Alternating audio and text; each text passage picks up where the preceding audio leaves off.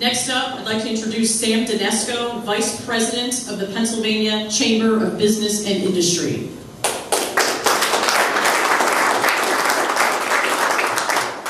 Well said, Abe, well said.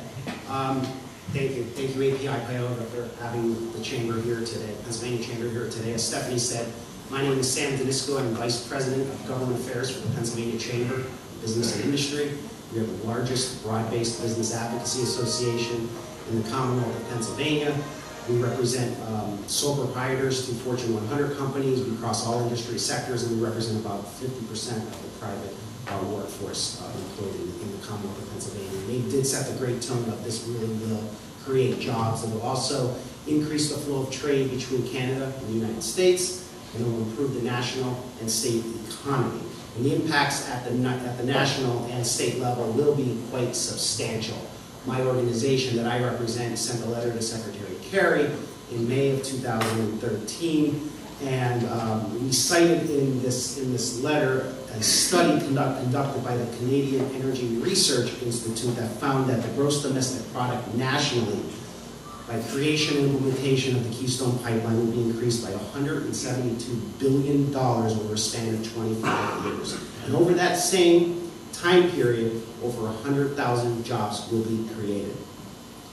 Now, when you take a snapshot of what this means for Pennsylvania, the benefits that could be realized in Pennsylvania are also quite substantial. According to the same study, Pennsylvania's gross domestic product could increase by $75 million over 5 years after approval of the pipeline. And after 25 years, the increase could be close to $4 billion. Secondly, according to the same study, the increase in employment for the approval of the pipeline after 5 years could be 1,000, and after 25 years, that number could even triple. Those are significant dollars and jobs that can benefit Pennsylvania's economy in the short and long term. In addition to the economic benefits that I just mentioned, the KXL pipeline will contribute to Pennsylvania's energy security and the nation's by importing oil from a reliable and close trading partner, Canada, for years and decades to come.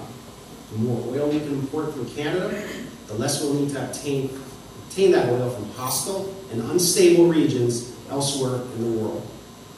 This is clearly in the nation's and Pennsylvania's best interest. Again, I'd like to thank the folks for inviting us here today. I'd like to thank the folks for appearing with us here on stage to support this important project. Thank you.